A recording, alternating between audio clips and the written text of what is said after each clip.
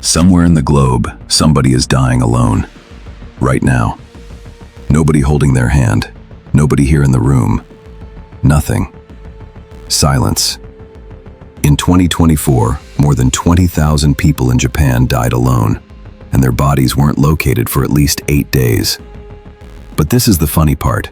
This was not feasible for 99% of human history. Ancient people didn't merely like company. Biologically, they were wired never to be alone. Always together, hunter-gatherer tribes lived in groups of 20 to 50 people. Sleeping together, sharing a meal, going together. Loneliness was not the distance from the group. It was a death sentence. A lion doesn't care whether you're hurt.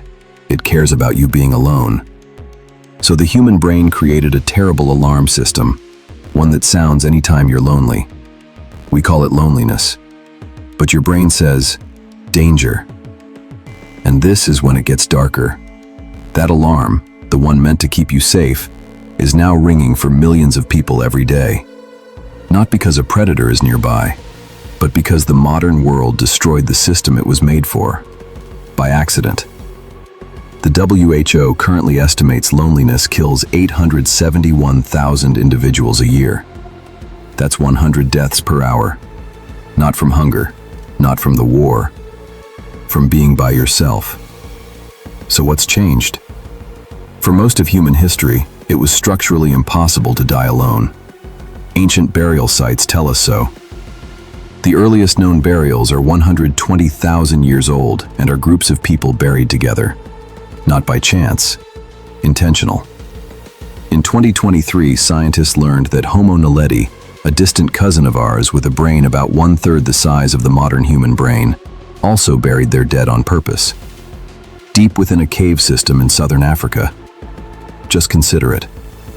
Some creatures we used to consider primitive knew something that we, for some reason, have forgotten. You don't just ditch your people, not even death. Loneliness, a word not known to the ancient man, because the idea was hardly there. Your tribe was your immune system, your food supplies, your memory, your survival. When someone died, the whole group mourned since the loss was shared. It was a heartache they both knew. The rite was a community one. The fossil record indicates that even 3.2 million years ago, early Australopithecus, a predecessor of humans, may have been dying in groups instead than being spread singly throughout the landscape. Then farmers arrived. Humans stopped traveling about 10,000 years ago. They made walls, land owned, created the very concept of private property. And then humans began to live in places that kept them apart from one another. The Industrial Revolution made things worse. People moved out of their villages, moved into cities. They lived with strangers, never speaking. And then the internet happened, and it was going to bring us all together, but for some reason it made it lonelier than before. Today, 1 in 6 persons in the globe suffers from loneliness. 61% of young individuals ages 18 to 25 in the US say they are seriously lonely. Have created a world that moves quicker than we are biologically wired to keep up. This is what I want you to take away from this.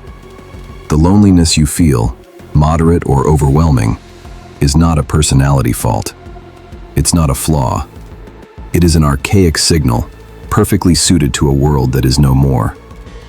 Your brain runs on software that's 100,000 years old in a world of 2026. And the alert sounding is not incorrect. It's operating the way it's supposed to.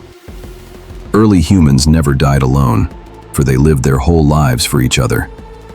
Not that they were better people, but because they knew connection wasn't optional. Instinctively. That was the whole objective.